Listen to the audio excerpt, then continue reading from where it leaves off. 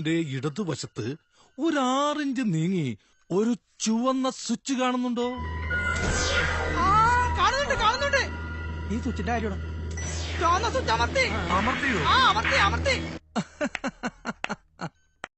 Member for Greenway. Thank you, Mr Speaker. I rise tonight to address the Parliament about the devastating floods that have befallen southern India. The state of Kerala hugs the southwestern coast of India. It is home to more than 33 million people. It is renowned as a tropical paradise of golden beaches, picturesque canals and Ayurvedic rejuvenation. But today it is in the grip of catastrophe. 12 of its 14 districts have been impacted by what has been described as the worst floods this century. Reports vary on the precise scale and scope of the devastation, but the impact is staggering. To appreciate the scale of this tragedy, one need only look to the estimated more than 1 million people who have been displaced by the floods. Sadly, some 400 people have died, and there are fears the toll will inevitably climb. Aid agencies have reported widespread destruction resulting from floods and landslides. The damage to property has been disastrous. Homes remain submerged, crops destroyed, livestock lost. An estimated 10,000 kilometres of roads and bridges have been washed away, further frustrating disaster relief efforts.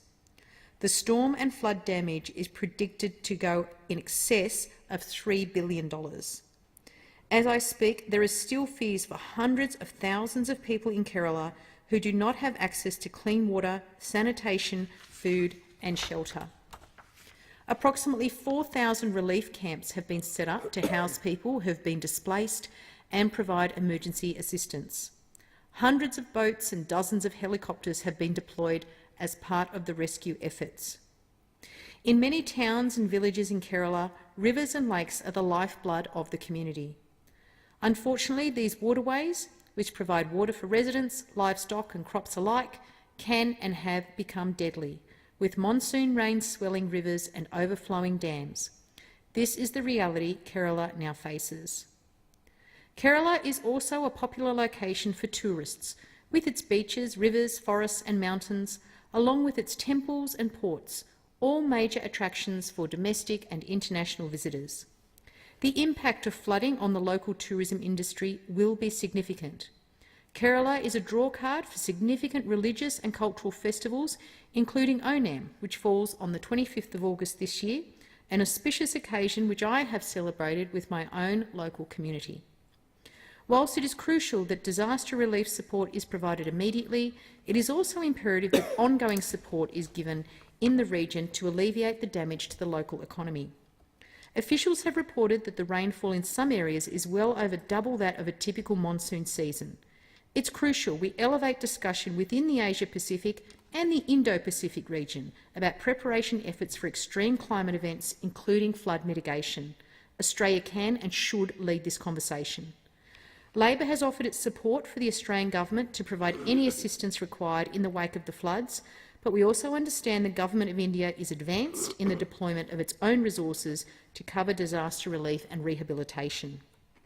At a non-government level, I pay tribute to the generosity of the Indian diaspora in Australia who are assisting in supporting the relief effort. I know a number of local events and support drives have been initiated.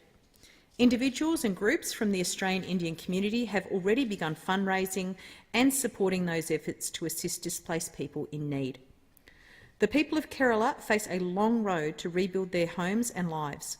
As reported in the Indian Express today, quoting the State Medical Education Minister Girish Mahajan about those affected, they are shattered. Floods have played havoc with their lives and there is a sense of gloom among them. They have waded in the flood waters for more than 20 to 30 hours and several have fungal infections. Their houses are flooded and furniture can be seen submerged in water. It is a dismal sight. I am privileged to represent a diverse, strong and growing community in Greenway who have ties to India and specifically to Kerala by birth or descent. My thoughts, prayers and a standing offer of support are with my many constituents who have family or loved ones affected by this terrible disaster.